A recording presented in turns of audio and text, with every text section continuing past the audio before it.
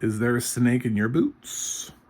Cause you got a friend in me. Yep, this is my first. You know what's happening, right? I've done this before. When a film is about to drop, I went back and looked at the films before it. So this is, yep, in preparation for Lightyear hitting Disney Plus. Soon. This is my review of Toy Story. This is I put this as a second look, but this is really like the 17th, I don't know, 27th. I have no idea how many times I've seen Toy Story, but even in this time, this is the first time, maybe second time I've seen it. Visually impaired. I think I may have just like it's a film I just love to just watch.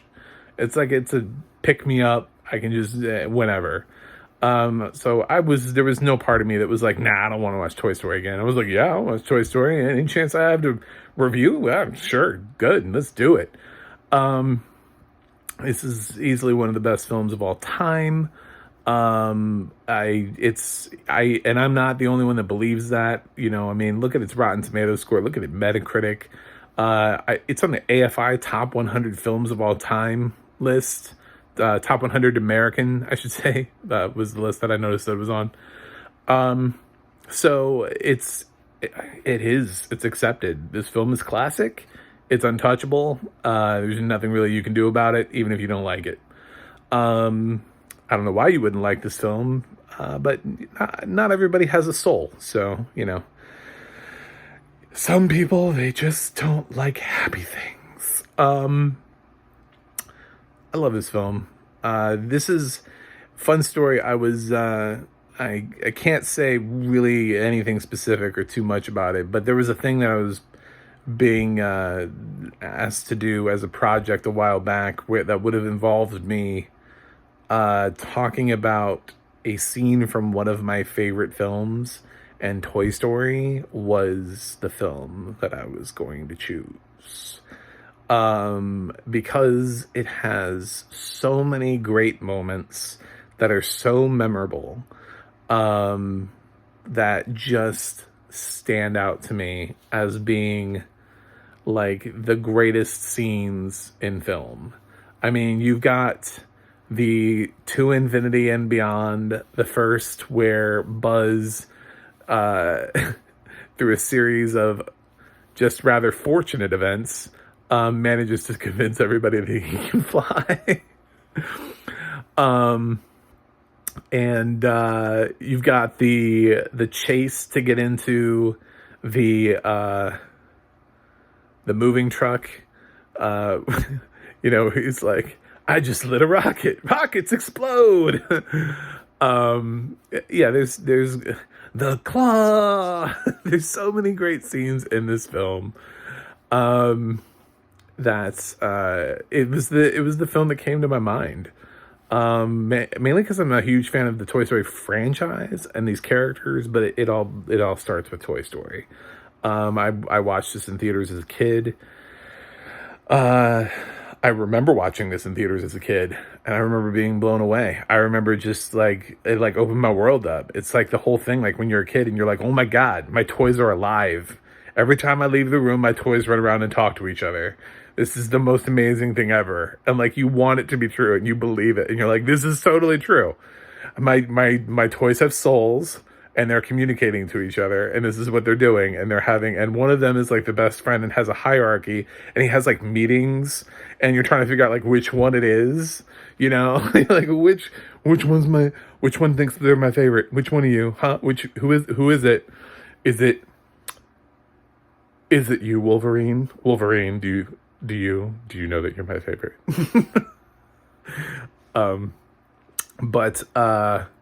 Yeah, for a kid who grew up with Ninja Turtles and X-Men and G.I. Joe, I think my toys, if they were alive, were having a lot of territory wars back in the day. Probably fighting because all of those people fight. But this is great. I love You've Got a Friend in Me. It's timeless. I remember listening to Siskel and Ebert when they were talking about their picks for that year.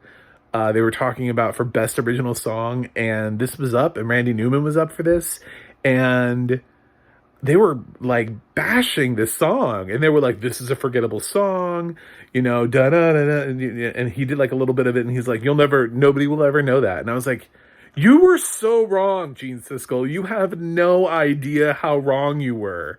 Like, somebody right now in your dead life has come up to you and been like, "I want you to know, you've got a friend in me. You totally were wrong about that." Like, that song turned out to be a banger. It's a classic.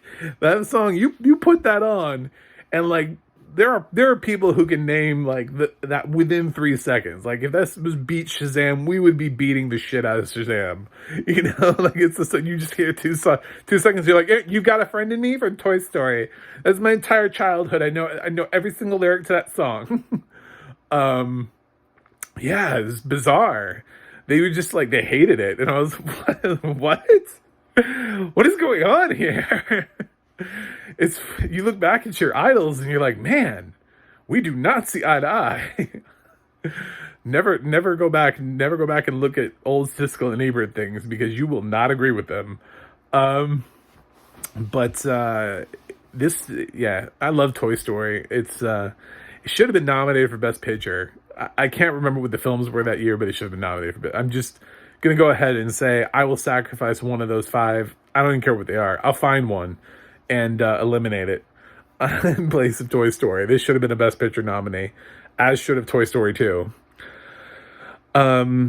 Great film.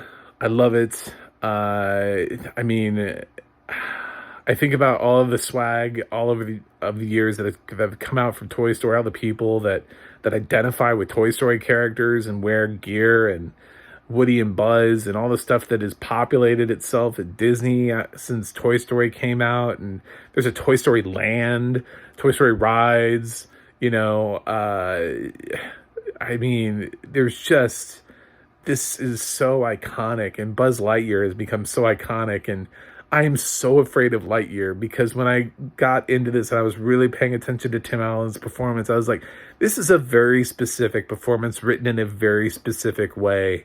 And if they messed it up just by handing it over to Chris Evans, I'm going to be so sad. It's very, very good. Little things that I picked up this time around is there's a phrase that Woody says when they're running through Sid's house and he's trying to sneak past the dog and his cord catches. That phrase, I swear to God, he never says that phrase ever again.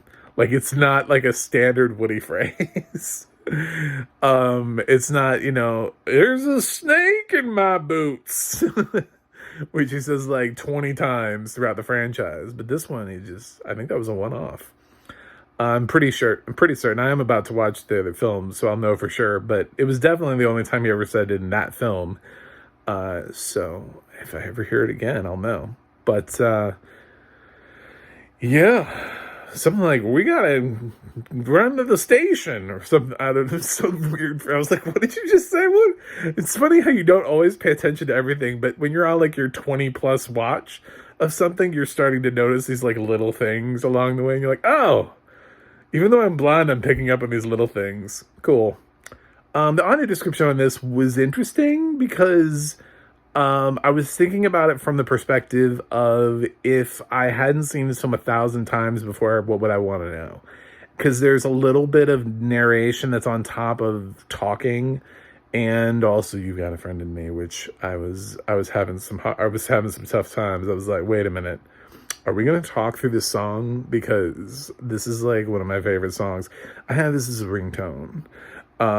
So this is, but then I remembered it's the scene where like Andy and Woody, and it goes through like their history, and he's doing all these different activities with Woody, and it really gets it's a great moment for Andy and Woody and their backstory, and as to how Woody is Andy's best friend toy, favorite toy. So I forgive it. It's one of the only times I'm ever going to forgive an audio description for talking over things is that opening sequence where there's the bank robbery and Andy's playing with the toys and he's doing his little like child dialogue thing. And they do talk a little bit over Andy. And then they talk a little bit over You Got a Friend in Me. Now, once the film gets going and they've sort of established the characters, they don't do it anymore. But at the very beginning, when they're trying to sort of establish the world of Toy Story, they did. And for the first time ever, I'm going to give that a thumbs up because I think what they were describing was really integral to introducing somebody maybe who's never seen Toy Story the very first time and getting and really truly understanding the relationship that Andy has with his toys, and more specifically that relationship that Andy has with Woody, because that has to carry over through 3 films. Not really the 4th film because Andy's not in the 4th film, but 3 films. So it's a special bond that cannot be broken. And so that's going to be one of those only times where I approve. But yeah, this is on Disney Plus with audio description. So you can please check it out. Especially if Lightyear is disappointing, just go back and watch Toy Story. It'll make your life better. I have a feeling. Just circle back around. Watch all the films before, then circle back around to Toy Story, and your life will be complete again. Even if Lightyear's terrible. I dread watching Toy Story 4 because I didn't like that so much. But I can't believe I'm going to have to watch that again. I try to pretend like it doesn't exist. Anyway, that's it for me with this review. This is like a desert island film for me. This is like if I could only grab a certain amount of films and my house was on fire, which ones would I grab? This is Toy Story is getting an A+ for me. It's a grade I reserve only for my favorite top films that I believe are actually the best films of all time. If I was, doing my AFI top 100 or IMDb top 250 or whatever you want to call it, would this film be on this list? This film would be on this list. I love it with all of my heart. It's very special place in my heart. I love Toy Story. Anyway, thanks for watching this review. You can check out my website, macthemovieguy.com. You can throw me a like and a subscribe. You can check out the audio description project at the ADP at adp.acb.org. There's no the in front of that one, but there is in front of the ADNA, the adna.org, which will let you know who did the narration for this and who wrote it and all that good stuff. And that's it for me today with Toy Story. I'm going to be moving on to Toy Story 2, and I'm so excited because I love Toy Story 2 as much, if not maybe even a smidge more. And you'll find out why. There's a little thing in Toy Story 2 that gives it it's like a little tiny little bit, above. Just barely. But yeah, I love these films. Anyway, thanks for watching, and I will see you when I do Toy Story 2.